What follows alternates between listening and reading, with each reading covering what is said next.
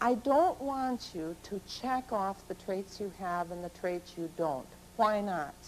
What do you focus on when, on what you don't have, right? We tend to focus on what we don't have. What I want you to do is when you have some quiet time later on in the week or whenever, I want you to go through those 15 traits, and if you're forced to pick a trait that would go to the top in your family, what would it be? And what would go second? And what would go third? Go all the way down through 15. And ask your spouse to do it separately. Wouldn't you be interested in knowing what your spouse thought were your strengths? And if you have any functionally literate children, have them do it. Kids can be really perceptive about family strengths because they get inside other families when they're not pretending. And we don't. And then compare them. And be prepared for some diversity. For example, I did a couple communication workshop, and I always have couples do this separately and come together and compare them. He picked as their top trait, communicates and listens. Guess where she put it? 12th out of 15. They already had a communication issue, you see. But the very act of doing it initiated communication because each was astonished where the other one put it. He was surprised, she was surprised that he was satisfied with what we call the grocery list level of communication, which is there gas in the car, and what time do we have to be there, and other daily survival messages. She was, on the other hand, yearning for a much deeper sharing of feelings, but he didn't know that. And even more dramatic, I did this with parent teens. I do it with parent-teen workshops. And this father and son came together, and the father had picked as their top trait a sense of play and humor. And his 15-year-old son put it at 14th. And the father looked at the list and he said, 14th? I thought we were pretty funny. And the son said, you are, Dad, but it kills. What was he saying? The father was using humor destructively. And I saw this father a month later, and he said, you know that exercise you had us do that night? He said, that really shook me, because at work we've gotten into the habit of communicating with the quick put down, and the quicker and the nastier the better, and I had transferred that at home, and my son was being victimized by it. So just the fact of, he said, I sure have changed. So use this and compare them and get together and talk about these. Now let's look at these traits, and these are in order of priority. Number 1, the healthy family communicates and listens. We're going to come back and talk about that one. It affirms and supports. Notice that many of these are relational. They're not structural like the good family of the past qualities. The 3rd, teaches respect. 4th, develops trust. 5, has a sense of play and humor. 6, shares responsibility. And incidentally, this one is one that we find more in single-parent families than in dual-parent families, a sense of shared responsibility. 7, teaches right from wrong, or a value system. Number 8, values kinship with lots of traditions. We're going to come back and talk about that one. 9, interacts in balance. That means simply that we spend time with one another. We don't spend time with just one person in the family, or more time on work than we do with family, or most time. Number 10, shares a religious core. And we will have to talk about that one because I already talked to you that you can have a strong interfaith family. So we'll be coming back and talking about that too. 11, respects privacy. 12, values service to others. This is a hospitable family. 13, values family mealtime. Terribly important in a society where the family meal is more and more under attack. 14, shares leisure time, and I want you to look closely at 15, admits to problems and seeks help. Do you notice that? That's the most significant change in one generation. The definition of the family of the past was what? That it hid its problems. Today, the healthier the family, the sooner it admits to problems and seeks help. And on that one, I would like to talk briefly, even though it's 15th, I would like to talk briefly about it, because we were, so many of us, trained not to tell our problems, and it's very hard, and we tend to always think we have to go for professional help. We don't have to go for professional help always. One of the issues of being a parent especially is you never know with the first child whether it's normal or a problem. right? It isn't until you get down to number 6 or 7, and if you don't have 6 or 7, then you're out of luck.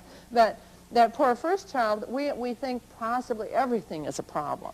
Comes along second child, we find out that this is normal behavior. I came from the kind of family where we hid problems, and my mother used to say to us, if anyone asks about Uncle Johnny, don't tell them he drinks, tell them he shakes. Well, Uncle Johnny did both, actually, and the point is that if you have an alcoholic in the family today, what do you want him to do or her to do? Go public. Stand in front of a group and say what? I am an alcoholic, and if that person doesn't, the family may go to Al-Anon or whatever.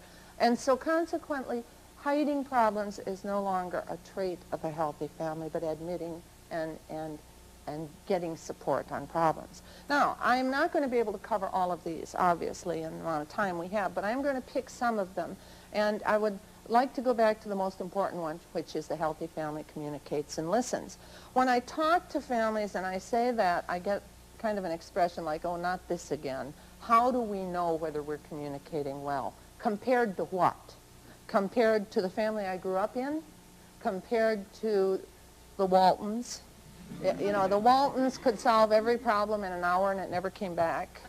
Have you ever noticed that? Or compared to that one seemingly perfect family in every block? You know the one I mean. They have, their lawn looks good and their kids seem to behave and she bakes bread and offer her up. Anyway, the point is we pick the best against which to pit ourselves. So what I want to do is I went into families and studied them. What's going on inside families that communicate well?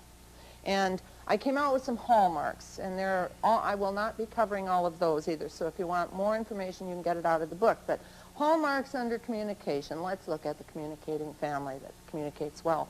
The first one is you find a balance of power between spouses, if there are two spouses. You don't find an employer-employee relationship. You don't find someone who has all the power and someone has to manipulate to get power in the good communicating family. And how did I find out whether or not there was a balance of power? I asked the kids. Kids know where the power is in the family. Don't they? We have some kids here. Well, not really, young adults from college, and that's wonderful.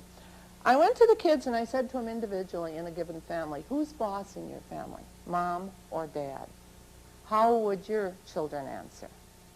If there's an imbalance of power, they will all automatically say the same thing. They'll all say mom or dad.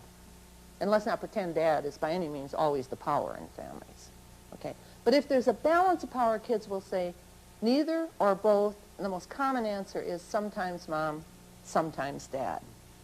That's a balance of power. Now, why do we talk about that with communication? Sometimes when people want to improve their communication, they want words. What do I say when she says? What do I do when he does? And really what you have to do is start looking at the relationship itself on where is there a balance of power and how can we balance this?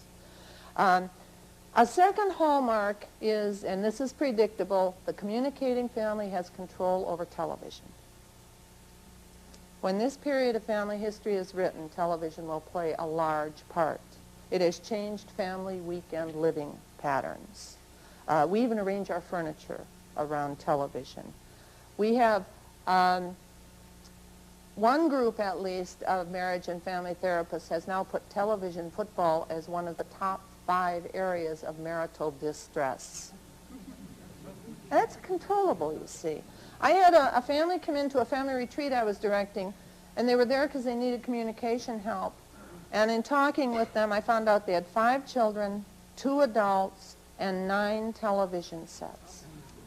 1 in each of the children's room. That way they didn't fight over programs. Now, they were too bright not to know and recognize the connection. One thing I found is these families, healthy families and good communicating families, never eat with television the one time of day that they're together.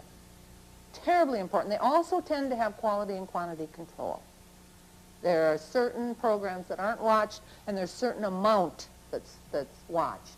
And one of the things that I did when I was doing the follow-up book to Traits, which is Stress in the Healthy Family, is that I found out that when I went in and I would say to families, what are the television rules in your families? Some families looked at me like, well, we don't have any. And others could right down the line. We can't do this, no television till the homework's done. If we fight over the program, it goes off. And, you know, all kinds of rules. Okay, another hallmark of the communicating family is it pays more attention to nonverbal communication. Okay, let's use teenagers here. I haven't used them for a while. I have them, but I haven't used them. How many people here have teenagers? Good. How many are recovered teenagers? Okay. Give me a nonverbal communication of a teenager.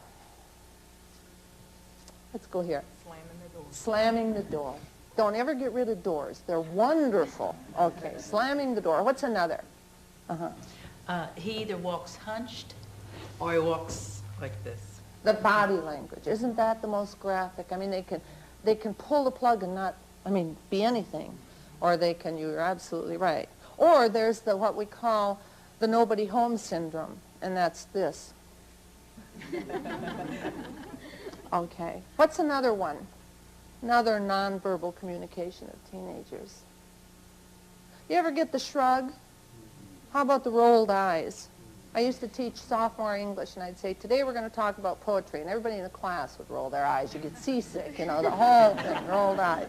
The curled lip, and so on. Now, what's fun is do this with teenagers in the group and say, now, what are some nonverbal communications of parents? And it gets very quiet. It's not nearly as funny when the teenagers start talking. But there's two that you hear over and over again, and they vary from dad to mom. One is body language, and the other is the sigh. And dad's is like this, and mom's is like this. Okay.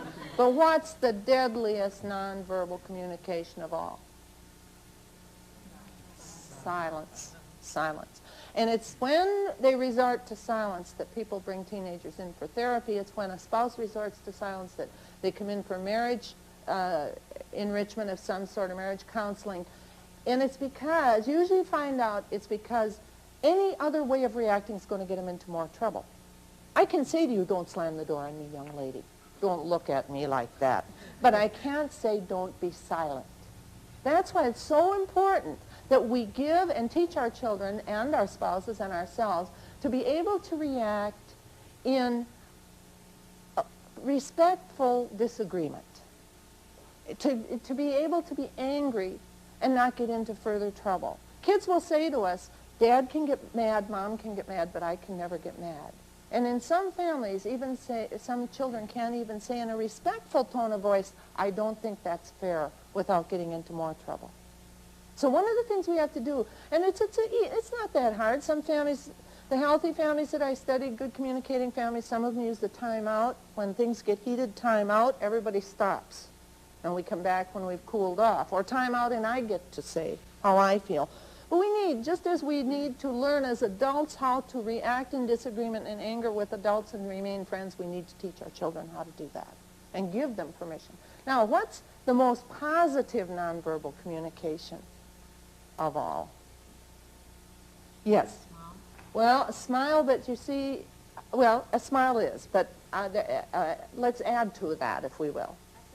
A hug, but let's use touch. Some families just aren't into hugging. And there are a lot of ways of hugging. What's a way you can hug without hugging? Yes. Okay. A pat on the back. A pat on the head. Squeeze of the arm. I have an adolescent that's very much like you. How old are you? 18. I have one. And I can get him to do anything. Do you mind?